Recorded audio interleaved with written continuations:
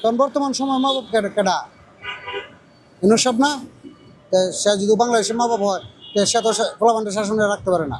দেশের পরিস্থিতি খারাপ, মনে করেন আগে কামাইছি সারাদিনে 1000-1200, সারাদিনে কামাই যেন 800, গাড়ি জমা আছে 400, ঠিক আছে। 400 টাকা জমা গেলে 4% 100, 300 টাকা থেকে সংসার চলে। এইগুলোই তো আর কি। এই কারণে কই যে আমরা খুব কষ্টতে আছি, ঠিক আছে, সাধারণ মানুষ কষ্টতে। আর যারা মনে করেন যে টাকা পয়সা আছে, ঠিক আছে, অ্যাপার্টমেন্টে বইয়া বাস সুন্দর মতো খাইতে এসির মধ্যে বয়ে বইয়া আমরা কী করি? আমরা যদি ডাল ভাত খাওয়ানোর মতো সমর্থন নয় বর্তমান সময়টা। আর এই মেয়েদের চিন্তাকারী, হে মেয়েদের আজানি, হে মেয়েদের এইডে, হে মেয়েদের এইডে, এগুলা কই?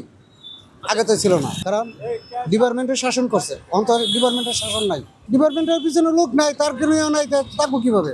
যে বিভিন্ন সবের মারছে, মাথার মধ্যে বাড়ি দিছে, পড়ছে, আবার পালায় বাড়িছে, এগুলা দেখছি মোবাইলে, আর বাস্তবে দেখছি না। খারাপই লাগছে, ভালো, এটা তো ভালো লাগবো না।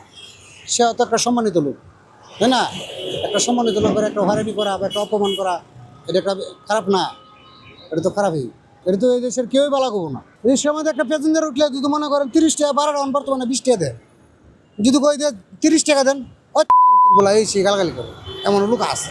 সবাই না, কিছু কিছু মানুষ আছে বাধ্য করে। আমরা কী করব? সাধারণ মানুষ করার কিছু নাই, চুপচাপ যা কিছু দিলে লেগে যাই।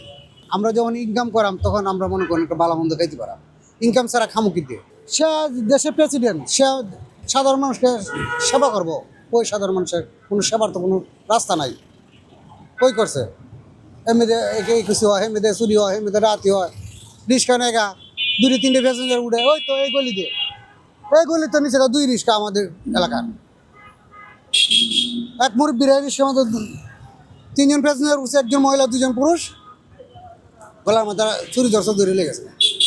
রাত্রিতে ভালো হয়েছে, ভালো টান লেগে গেছে। তখন এইভাবে তো 2টি রিক্সা নিচে গা। কারণ গরিব মানুষ, মনে করেন আপনার রিক্সাটা যে আমি নিয়ে গিয়ে আপনি একটা ড্রাইভার কাছ থেকে আপনার ড্রাইভারের জরিমানা ধরবেন, সে খাইতে পারে না, জরিমানা দিব করতে। আমার কত লোক আগে তো এইগুলো ছিল না। আগে তো মনে করেন রাস্তাঘাটে ডিপার্টমেন্টের লোকেরা আছেন, তো কোনো সরকার নাই, সে হলো অস্থায়ী, সে তো এটা করতে পারে না, আর সে এটা অনুমতি দেয় আমার, ঠিক আছে। সে আজকে আছে কালকে নেই, তার তো কোনো গ্যারেন্টি নেই। আর আজকে যদি একটা নির্বাচন হইতো, একটা সরকার থাকতো, আল্লাহ যেটাই থাকে, আওয়ামী লীগ থাকে, বিএনপি থাকে, বা জাতীয় পার্টি থাকে, জামায়াত ইসলাম থাকে, একটা থাকলে মানে দেশটা পরিবর্তন থাকে।